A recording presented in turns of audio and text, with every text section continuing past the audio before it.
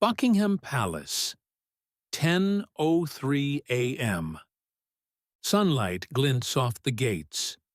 Tourists snap selfies. Pigeons dart through scattered crumbs. Guardsman Edward Blake, 34, stands like a marble statue. Bears an elite stillness. He served 2 tours in Kandahar. Now he guards silence. Across the street, traffic pulses in waves. An elderly woman, mid-80s, white hair neatly braided, stands at the corner. One hand clutches a folded white cane. The other grips a worn handbag. She's visually impaired, but not helpless. Her coat bears a faint Royal Army Medical Corps insignia. She waits and waits. Cars flash past. Tourists walk around her. Some glance, none stop. One young man even mutters, "Bloody hell, she's blocking the view." She steps forward. Her cane taps. Once. Twice. But no one comes. A man steps forward. "You shouldn't be this close, Grandma." He places a hand on her shoulder. Too hard. She stumbles. Loses grip of her cane. Falls to one knee. Her glasses fly off and skitter across the cobblestones. A phone camera clicks. Edward Blake sees it. His eyes lock onto the woman. His jaw flexes. Knuckles tighten. A storm of protocol rises in him. He's not supposed to move. But then, he does. One step. Then another. He breaks formation. In 3 sharp strides, he's at the curb. He kneels, lifts the woman gently, retrieves her glasses. "Madam, are you all right?" Her voice trembles. I just needed to cross." He offers his arm. She hesitates, then accepts. Tourists part like water. Phones up. He leads her slowly, each step deliberate, measured. As they cross, she whispers, "You remind me of someone very long ago." By nightfall, the video has 3.7 million views. British Guard breaks protocol to help blind woman. Humanity in uniform. Not just a statue. People cry. People argue. Some demand. Was this allowed? Edward Blake returns to his post. His chest rises, but just barely. A protocol officer stares him down. "We need a word after your shift." No smile, no commendation, just tension. Later that night, Blake is summoned to the captain's office. On the desk, a manila envelope.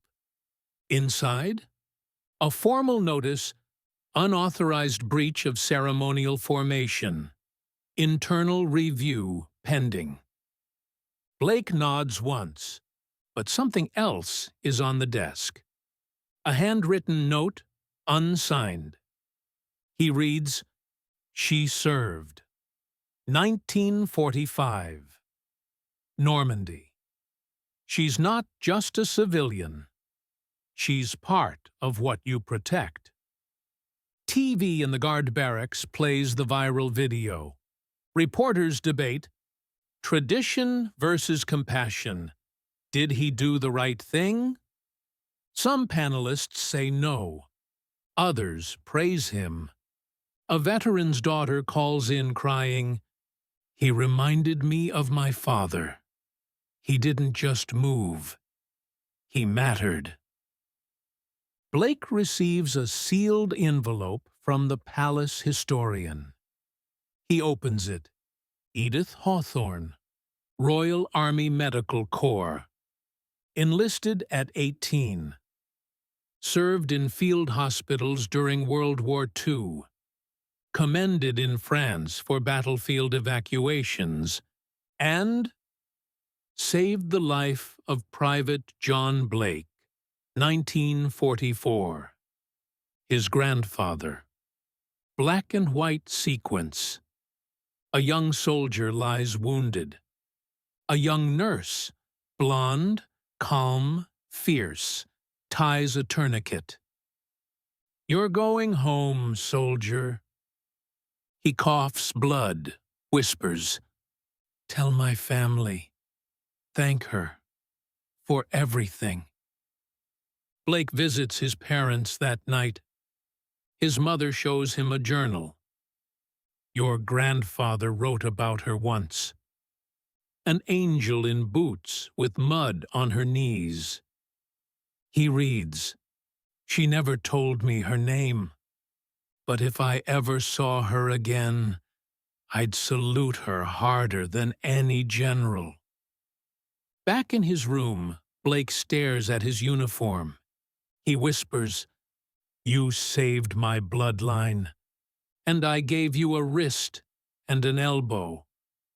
That's not enough." The palace releases a statement. All ceremonial personnel are expected to uphold standards. But the people push back. She saved a generation. He honored that. A viral hashtag trends. Salute her first. Blake, now off duty, finds her again. Same coat, same cane. She sits quietly on a park bench. He approaches, removes his hat. "Ma'am, my name is Edward Blake. You saved my grandfather in Normandy." She smiles faintly. "I know. That's why I walked to you. I couldn't see you, but I felt the way he described." Suddenly, her hand trembles. She gasps. Blake catches her before she falls, calls emergency services. "Hold on, please. I didn't come to repay you. I came to honor you." Late night. Edith Hawthorne lies unconscious. Machines beep gently. Blake sits nearby. Off-duty uniform. Hands clasped. Eyes low. In his lap, her cane. Beside him, her old military ID tag, tied with string. Worn. Faded. Real. A nurse brings him a small box. She wanted this passed to someone. She didn't say who, but she whispered your name. Inside, a medal from 1945. Blood-stained ribbon. Inscribed, "For Valor Under Fire." And a torn photo. Edith and a young John Blake, his grandfather, laughing in front of a tank. Blake stands in full dress uniform. Before him, a disciplinary panel. You abandoned position. Do you accept full responsibility? Blake, no, sir. Pause. I accept full honor. Silence. Blake hands over a typed document. It reads, "The woman I stepped forward for wasn't just a civilian. She was the foundation beneath the boots I wear today. She saved my grandfather. In saving her, I didn't break formation. I fulfilled it." One officer stands, another. Then, everyone in the room rises. No clapping, just salutes. Blake doesn't move. His throat tightens. But his eyes close for the first time in years, not from exhaustion, but peace. Edith awakens. Eyes flutter open. Hospital sunlight filters in. At the window, Blake, in civilian clothes.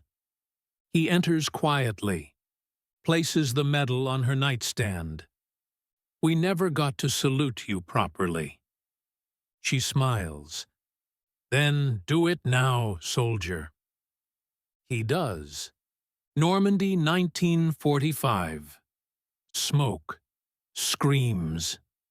Young Edith kneels beside a dying soldier, John Blake. He whispers, "One day my grandson will wear a red coat. Salute him for me." She nods. And now, 80 years later, she has. Weeks later, tourists gather again.